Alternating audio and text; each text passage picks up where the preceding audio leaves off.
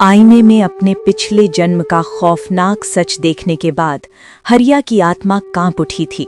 वो समझ चुका था कि आज उसकी जो दुर्दशा है वो उसके अपने ही किए हुए पापों का फल है। गुफा के सन्नाटे में हरिया की सिसकियां गूंज रही थीं। साधु बाबा अपनी दिव्य दृष्टि से हरिया के बिलाप को देख रहे थे। ये मैंने क्या कर दिया बाबा? मैं इतना नीच और अधर्मी इंसान था।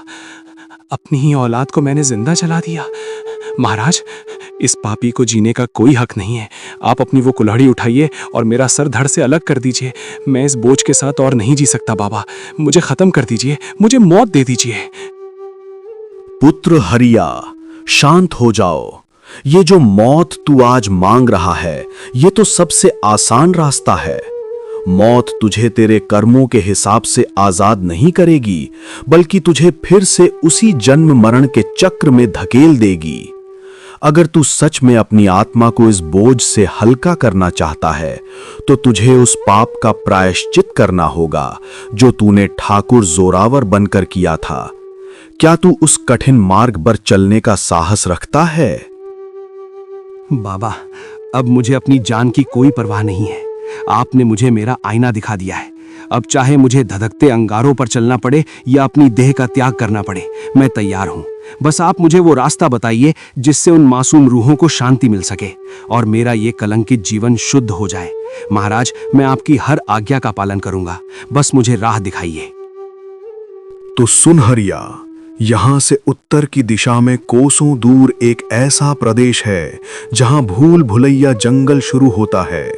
वो कोई साधारण वन नहीं है, बल्कि भटकती आत्माओं और मायावी शक्तियों का बसेरा है। तुझे उस जंगल के सबसे आखिरी छोर तक जाना होगा, जहां विशालकाय वृक्षराज का पहरा है। वही वृक्षराज तुझे उस अमर मार्ग का पता बताएंगे जहां से तुझे मुक्ति मिल सकती है।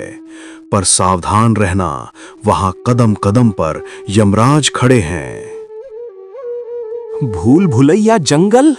बाबा, मैंने बचपन में बड़े बुजुर्गों से सुना था कि उस जंगल में जो भी गया वो कभी लौटकर नहीं आया। लोग कहते हैं कि वहां की हवाओं में जहर है और वहां का रास्ता हर पल बदलता रहता है।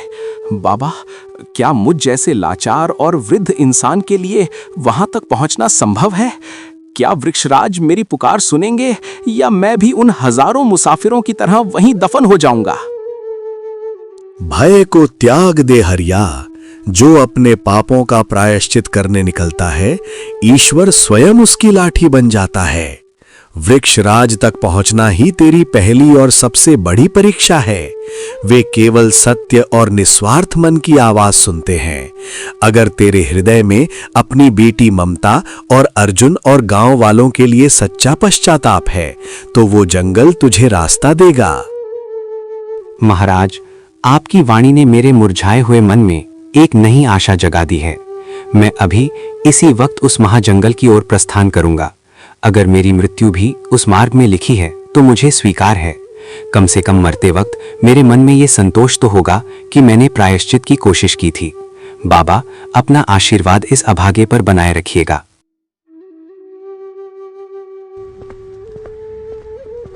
साधु बाबा से आशीर्वाद लेकर हरिया निकल पड़ा उस अनजान सफर पर।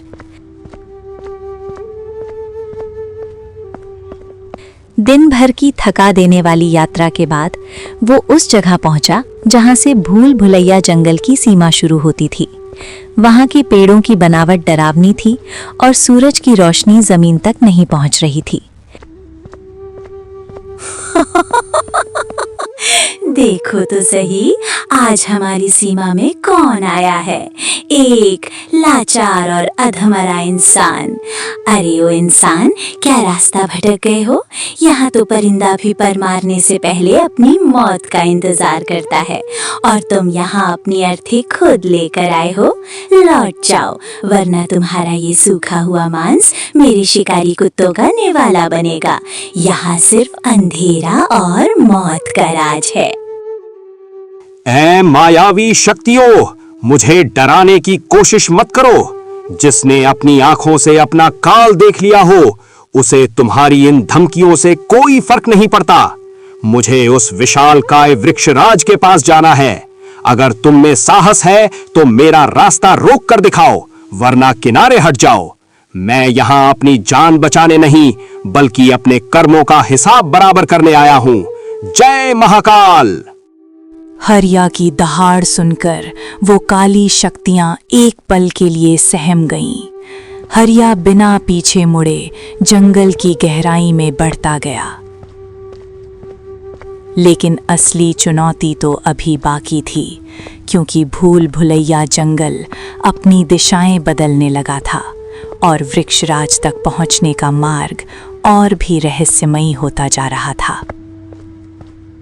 हरिया भूल भुलैया जंगल की उस गहराई में आगे बढ़ता गया, जहां पेड़ों की टहनियां किसी कंकाल के हाथों की तरह उसे जकड़ने की कोशिश कर रही थीं। हर कदम पर दिशाएं बदल रही थीं और हवाओं में उन लोगों की चीखें थीं जो यहां आकर रास्ता भटक गए थे।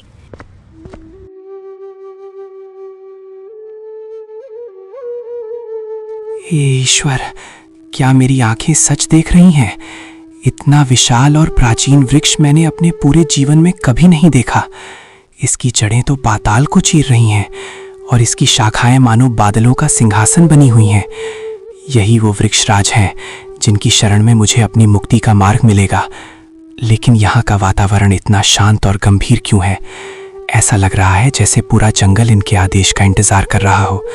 महाराज, इस अभागे को अपनी शरण में लीजिए। ठहर जा मुसाफिर, अपनी गंदी और पापी देह के साथ मेरे पवित्र क्षेत्र में कदम रखने का दुस्साहस मत कर। मैं इस जंगल का रक्षक हूँ और सदियों से यहाँ केवल उन्हीं का स्वागत करता हूँ जिनका मन कांच की तरह साफ हो। तू तो वही जोरावर सिंह है ना, जिसने अपनी सत्ता की हवस में अपनों का लहू बहाया था। तेरी गंध बता रही है कि तू यहाँ स्वार्थ लेकर आया है। निकल जा यहाँ से, वरना मेरी जड़ें तुझे यहीं दफन कर देंगी। महाराज, आप जो कह रहे हैं वो सत्य है। मैं वही नीच और अभिमानी जोरावर हूँ, लेकिन आज मैं यहाँ हुक्म चलाने नहीं, बल्कि अपने टुकड़े टुकड़े हो चुके हृदय को लेकर आया हूँ। मैं जानता हूँ कि मेरे पापों का कोई अंत नहीं है, पर साधु बाबा ने कहा था कि आप दया के सागर हैं। मुझे सजा दीजिए वृक्षराज, मुझे इस मिट्टी का खाद बना दीजिए, पर मुझे वो मार्ग बताइए जिससे मेरी बेटी ममता और उस मासूम अर्जुन की आत्मा को शांति मिल सके। बातों के जाल बुनना इंसानों की पुरानी फितरत है। पश्चाताप करना इतना आसान नहीं होता हरिया। मुक्ति के मार्ग पर चलने के लिए तुझे अपनी सबसे प्रिय वस्तु का त्याग करना होगा। क्या तू तैयार है अपनी स्मृतियों को, अपनी पहचान को और अपनी इस देह को अग्नि में झोंकने के लिए? याद रख, यहाँ से आगे का रास्ता केवल उन लोगों के लिए खुलता है जो दूसरों के दुखों को अपना समझकर जीते हैं। बता, क्या तू अब भी आगे बढ़ना चाहता है? महाराज, मेरे पास खोने के लिए बचा ही क्या है? मेरी इकलौती बेटी को पिछले जन्म में मैंने खुद जला दिया। मेरा सम्मान मिट्टी में मिल गया और आज मैं एक एक रोटी को तरसता हूँ। बचपन में माँ बाबा, जवानी में पत्नी और बच्चा, सबको विधाता ने मुझसे दूर कर दिया। अब मेरे पास खोने के लिए कुछ नहीं बचा। अगर आप मेरे प्राण भी मांगेंगे तो मैं खुशी खुशी अपनी गर्दन झुका दूंगा। बस मुझे एक बार पिछले जन्म में मैंने जो पाप किया था उसका कर्ज उतारने का अवसर दीजिए। मैं मौत से नहीं डरता, मैं तो इस कलंकित जीवन से डरता हूँ। तेरे शब्दों में वो दर्द है जो केवल सच्चा पश्चाताप ही पैदा कर सकता है। तेरी निष्ठा को देखते हुए मैं तुझे एक अंतिम अवसर देता हूं, लेकिन नागराज के झरने तक पहुंचना तेरे अकेले के बस की बात नहीं है। तुझे एक ऐसे साथी की जरूरत है जो बिजली से तेज और पवन से भी चंचल हो।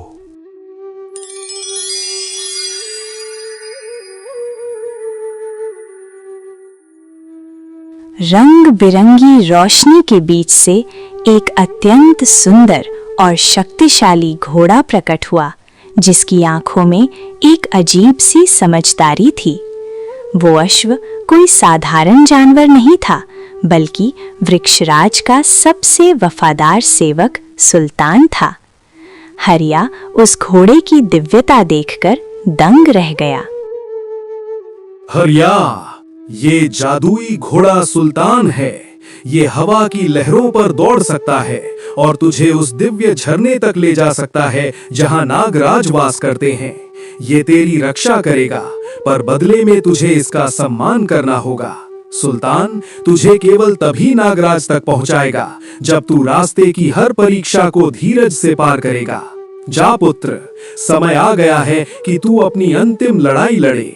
नागराज के पास ही तेरी मुक्ति का गुप्त मार्ग है। महाराज, आपका ये उपकार मैं 7 जन्मों तक नहीं भूलूंगा। सुल्तान, मेरे दोस्त, क्या तू मुझ जैसे पापी का हाथ थामेगा? मुझे तुझ पर पूरा भरोसा है।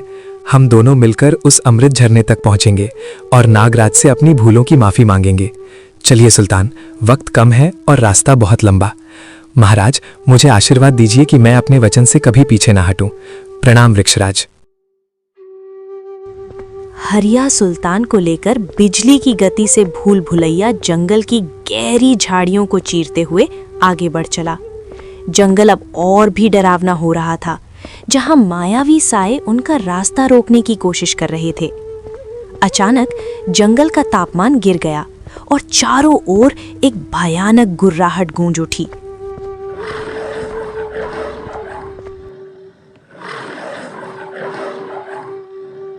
एक विशालकाय शेर, जिसकी आंखें आग की तरह जल रही थीं, उनके सामने आकर खड़ा हो गया।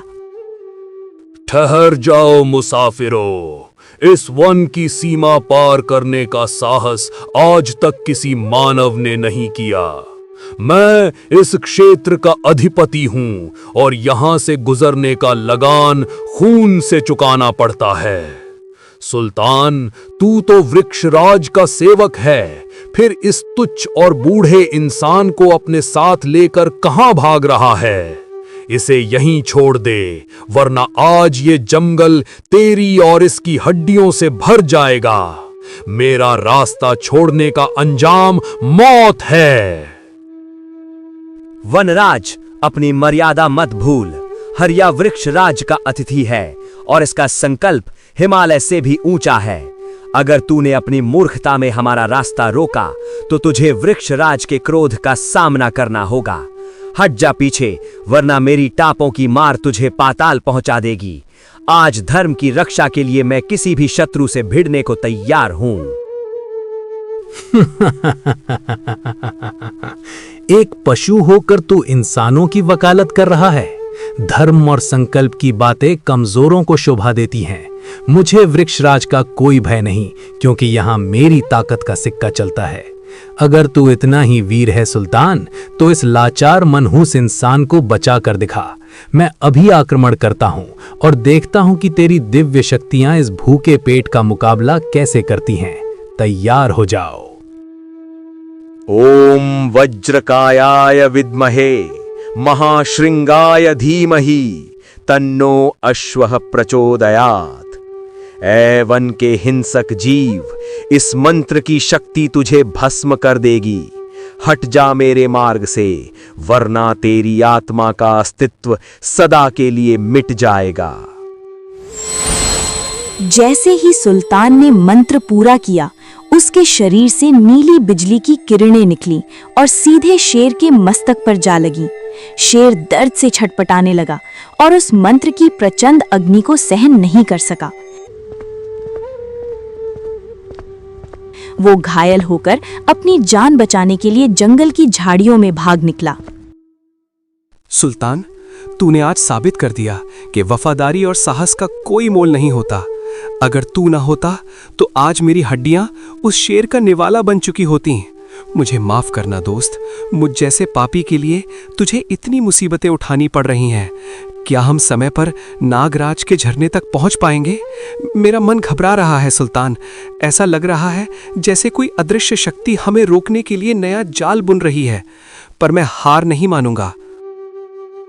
घबराओ मत हरिया, ये जंगल केवल तेरे मन के डर को बढ़ा करके दिखाता है। शेर तो बस एक शारीरिक चुनौती थी, असली परीक्षा तो अभी आगे आने वाली है, जहां तेरी भावनाओं के साथ खेला जाएगा। अपनी पकड़ मजबूत रखो और अपनी आंखों को बंद मत करना। जब तक मेरा साथ है, कोई भी मायावी शक्ति तुझे स्पर्श नहीं कर पाएगी। हम मंजिल के करीब हैं, बस अपने विश्वास को डगमगाने मत देना। चलो तेजी से बढ़ते हैं।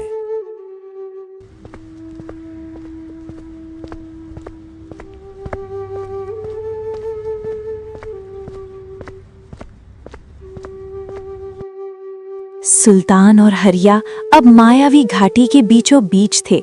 कोहरे को चीरती हुई एक अत्यंत सुरीली और जानी पहचानी आवाज हरिया के कानों से टकराई। हरिया का दिल बैठ गया। उसने देखा कि सामने धुंध में उसकी बेटी ममता खड़ी है, ठीक वैसी ही जैसी वो 100 साल पहले थी। उसकी आंखों में आंसू थे और वो हरिया की ओर हाथ फैला रही थी। पिताजी, आप कहाँ जा रहे हैं? क्या आप फिर से मुझे उस आग में जलने के लिए छोड़ देंगे? देखिए पिताजी, मेरी त्वचा आज भी उस आग की गर्मी से जल रही है। मुझे आपकी जरूरत है। आप उस झरने के पास जाकर क्या करेंगे? वहाँ केवल मौत है। आइए पिताजी, मेरे साथ उस सुंदर दुनिया में चलिए, जहाँ ना कोई ठाकुर है और ना कोई गरीब। क्या आपको अपनी बेटी के आंसुओं पर तरस नहीं आता? रुक जाइए पिताजी, अपनी ममता को गले लगा लीजिए। ममता, मेरी बच्ची, तू यहाँ कैसे? नहीं, ये नहीं हो सकता। मैं तो तुझे आजाद कराने ही जा रहा हूँ, पर तेरी ये हालत मुझसे देखी नहीं जाती। महाराज वृक्षराज ने कहा था कि तू तड़प रही है। क्या मैं अपनी मंजिल छोड़कर तेरे पास आ जाऊं? सुल्तान, रुक जाओ, देखो मेरी बेटी खड़ी है। मैं उसे इस हाल में छोड़कर आगे कैसे बढ़ सकता हूँ? मेरी ममता मुझे पुकार रही है, मुझे उसके पास जाना ही होगा। हरिया, अपनी आंखें खोलो और सत्य को देखो। ये तेरी बेटी नहीं, बल्कि इस घाटी का माया जाल है जो तुझे भटकाने के लिए रचा गया है। अगर तू आज इसकी बातों में आकर घोड़े से उतरा तो तू हमेशा के लिए इस घाटी का पत्थर बन जाएगा। याद रख, तू यहां अपनी बेटी के मोह के लिए नहीं, बल्कि उसकी मुक्ति के लिए आया है। ये केवल एक परछाई है, एक छलावा है। झूठ बोल रहा है ये जानवर। पिताजी, ये आपको मुझसे दूर ले जाना चाहता है। क्या आप एक पशु की बात मानेंगे या अपनी उस बेटी की? अगर आप आज आगे बढ़ गए तो मैं आपको कभी माफ नहीं करूंगी। मैं अनंत काल तक इसी आग में जलती रहूंगी और मेरी चीखें आपको सोने नहीं देंगी। रुक जाइए, बस एक बार मुझे छूकर देखिए। क्या मैं आपको पराई लगती हूँ पिताजी? चुप हो जाओ, तुम मेरी ममता नहीं हो सकती। मेरी ममता के दिल में दया थी, नफरत नहीं। वो कभी नहीं चाहेगी कि उसका पिता अपने प्रायश्चित के मार्ग से भटक जाए। नागराज ने मुझे पुकारा है और सुल्तान मेरा रक्षक है। ऐ मायावी रूह, तूने मेरे पिता होने का फायदा उठाना चाहा, पर आज मेरा संकल्प मेरी भावनाओं से बड़ा है। सुल्तान, और तेज दौड़ो, मुझे इस धुंध से बाहर निकालो, वरना मेरा मन कमजोर पड़ जाएगा। जय महाकाल। हरिया और सुल्तान उस माया जाल को पीछे छोड़कर आगे बढ़ गए। घाटी पार करते ही उन्हें पानी के गिरने की आवाज सुनाई दी। वे अमृत झरने के बहुत करीब पहुंच चुके थे, जहां नागराज उनका इंतजार कर रहे थे। शाबाश हरिया, तूने अपनी सबसे बड़ी परीक्षा पार कर ली है। भावनाओं को जीतना सबसे कठिन युद्ध होता है और तूने आज खुद को साबित कर दिया। अब सामने देख, वो जो चमकता हुआ नीला झरना दिख रहा है, वही नागराज का निवास स्थान है। वहां के पानी में वो शक्ति है जो सदियों पुराने श्राप को धो सकती है। बस अब नागराज की पहेलियों का उत्तर देना बाकी है। हिम्मत मत हारना, हम मंजिल पर हैं। सुल्तान, तेरी वजह से आज मैं अपने ही मन के जाल से बच पाया। अब मुझे किसी बात का डर नहीं है। नागराज चाहे जो भी परीक्षा लें, मैं अपनी बेटी और अर्जुन की मुक्ति के लिए तैयार हूं। वो झरना कितना दिव्य लग रहा है, मानो साक्षात स्वर्ग की कोई धारा धरती पर उतर आई हो। चलो दोस्त, अपनी नियति को पूरा करते हैं और इस पिछले जन्म के कर्ज को हमेशा के लिए उतार देते हैं।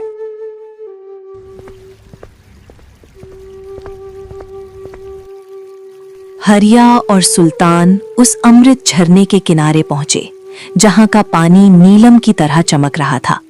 तभी झरने के बीचों बीच एक विशालकाय नागराज प्रकट हुआ और उसकी फुफकार से पूरी घाटी गूंज रही थी। ये साक्षात नागराज थे, जो मृत्यु और पुनर्जन्म के रहस्यों के रक्षक माने जाते थे। सुल्तान और हरिया ने झुककर प्रणाम किया। एक अधर्मी ठाकुर और वृक्षराज का प्रिय अश्व, क्या विचित्र संगम है।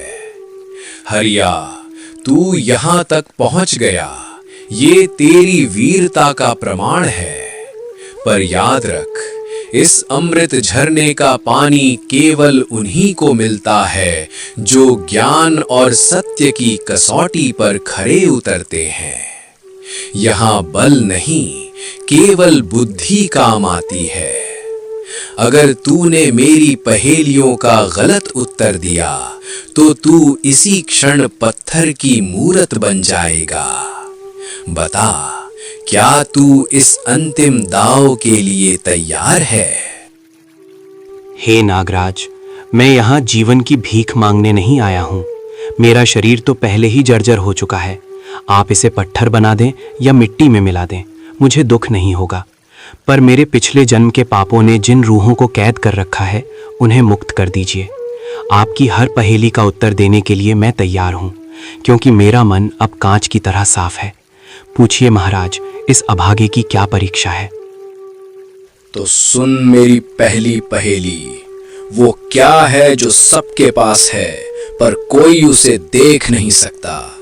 वो जन्म के साथ आता है और मृत्यु के बाद भी साथ रहता है, पर उसका कोई वजन नहीं होता।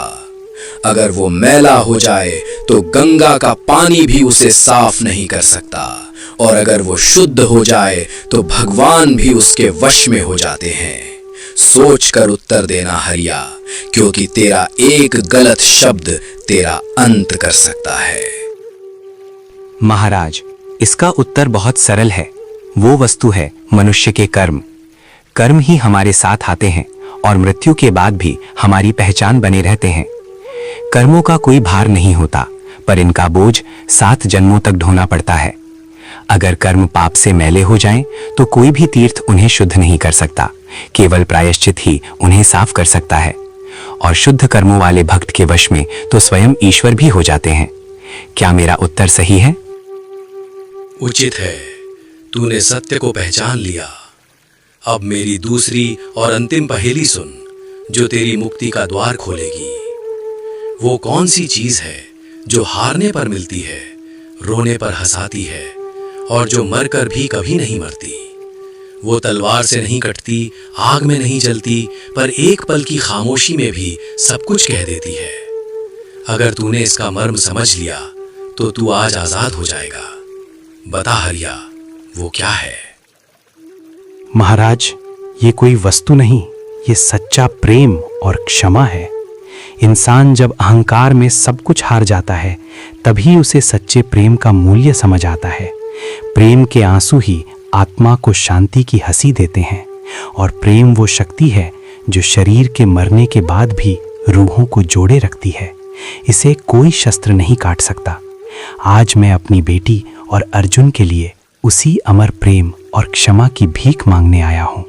यही मेरा अंतिम उत्तर है महाराज।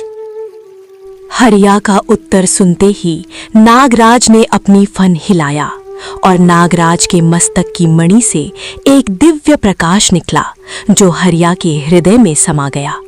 नागराज प्रसन्न थे, क्योंकि हरिया ने न केवल पहेलियों का उत्तर दिया था, बल्कि अपने अहंकार को पूरी तरह त्याग दिया था।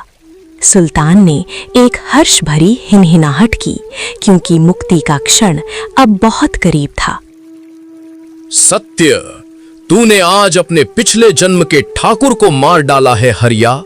तेरी बुद्धि और तेरे पश्चाताप ने नियति का लेखा जोखा बदल दिया है। जा, इस झरने से एक कमंडल अमृत जल भर ले।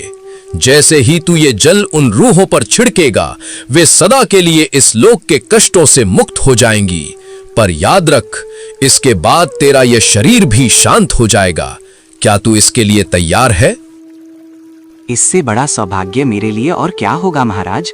उन मासूम आत्माओं को शांति देकर अगर मेरी मृत्यु होती है, तो मैं उसे अपनी जीत समझूंगा। आपने मुझ पर जो करुणा दिखाई है, उसके लिए मैं सदा आपका ऋणी रहूंगा। सुल्तान मेरे दोस्त, अब हमारा कार्य पूरा हुआ। चलो उस हवेली की ओर चलते हैं जहां मुक्ति हमारा इंतजार कर रही है। प्रणाम नागराज, आपकी जय हो। अमृत जल लेकर हरिया और सुल्तान वापस उसी हवेली की ओर चल पड़े जहां 100 साल पहले उसने पाप का बीज बोरा था।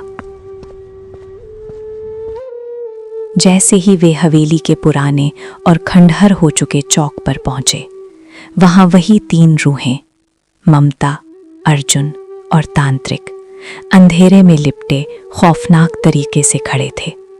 उनके चेहरे पर अब भी उस आग की जलन थी, पर हरिया की आंखों में अब डर नहीं, केवल करुणा थी। मेरी प्यारी ममता, मेरे बेटे अर्जुन, और हे महात्मा, मैं वापस आ गया हूँ। 100 साल की इस लंबी रात को खत्म करने का समय आ गया है। मैं जानता हूँ कि मेरे एक माफ कर दो कहने से आपके जख्म नहीं भरेंगे, पर आज मैं साक्षात नागराज का अमृत जल लेकर आया हूँ। ये केवल जल नहीं, मेरे पश्चाताप के आंसू हैं। आज मैं अपनी इस पापी देह को त्यागने से पहले आप सबको इस नर्क से आजाद करता हूं। मुझे माफ करना बच्चों। पिताजी, आपकी आवाज में वो ठाकुर का अहंकार नहीं, बल्कि एक पिता की ममता है। हम सदियों से इसी पल का इंतजार कर रहे थे। आपने साबित कर दिया कि कोई भी पाप प्रायश्चित से बड़ा नहीं होता। देखिए अर्जुन, आज हमारे पिताजी ने अपनी जान की बाजी लगाकर हमें आज़ाद कर दिया। अब न कोई नफरत है, न कोई दर्द। हम अब उस प्रकाश की दुनिया में जा रहे हैं जहां प्यार अमर है। खुश रहिए पिताजी। हरिया ने कांपते हाथों से अमृत जल उन रूहों पर छिड़का। जैसे ही जल की बूंदें उनसे टकराईं, उन तीनों आत्माओं का रूप दिव्य प्रकाश में बदल गया। ममता और अर्जुन एक दूसरे का हाथ थामे धीरे धीरे आसमान की ओर उठने लगे। हवेली का वो काला साया हमेशा के लिए मिट गया। हरिया ने अपनी आखिरी ताकत बटोरी और सुल्तान की ओर देखा, जो खामोशी से सब देख रहा था। हरिया, तूने अपना वचन पूरा किया। आज से तेरा नाम इतिहास में क्रूर ठाकुर के रूप में नहीं, बल्कि एक महान प्रायश्चित करने वाले पिता के रूप में लिया जाएगा। मेरा कार्य पूरा हुआ दोस्त। वृक्षराज अब मुझे वापस बुला रहे हैं, पर याद रख, तू अकेला नहीं जा रहा है। तेरी नेकियां तेरे साथ हैं। हम फिर कभी किसी दूसरे जन्म में मिलेंगे, जहां तू फिर से एक शुद्ध आत्मा बनकर जन्म लेगा। विदा हरिया। विदा सुल्तान, विदा मेरे वफादार साथी। आज मुझे कितनी शांति महसूस हो रही है। ऐसा लग रहा है जैसे मेरे सर से पहाड़ जैसा बोझ उतर गया हो। ममता, देख, मैं आ रहा हूं। अब हमें कोई जुदा नहीं कर पाएगा। साधु बाबा, आपने मुझे राह दिखाई। आपका कोटि कोटि धन्यवाद। हे महादेव, इस जीव को अपनी शरण में लीजिए। आज मैं सचमुच मुक्त हो गया। ओम नमः शिवाय। हरिया की आंखें हमेशा के लिए बंद हो गई थीं, पर उसके चेहरे पर एक दिव्य मुस्कान थी। सुल्तान धीरे धीरे सुनहरी रोशनी में बदलकर गायब हो गया। सच तो ये था कि पिछले जन्म का कर्ज अब चुकाया जा चुका था। कहानी यहाँ समाप्त होती है, पर इसका संदेश अमर है। कर्मों का फल भुगतना ही पड़ता है, पर सच्चा प्रायश्चित ईश्वर तक पहुँचने का मार्ग खोल देता है। दोस्तों, पिछले जन्म के कर्ज की ये महादाश्तान आज यहाँ संपन्न हुई। हरिया की इस यात्रा से हमें सीख मिलती है कि अहंकार का अंत हमेशा विनाशकारी होता है, पर पश्चाताप की शक्ति पत्थर को भी पिघला सकती है। आपको ये पूरी सीरीज कैसी लगी? कमेंट में ज़रूर बताएं। वीडियो को लाइक करें और ऐसी ही कहानियों के लिए सब्सक्राइब करना ना भूलें। धन्यवाद।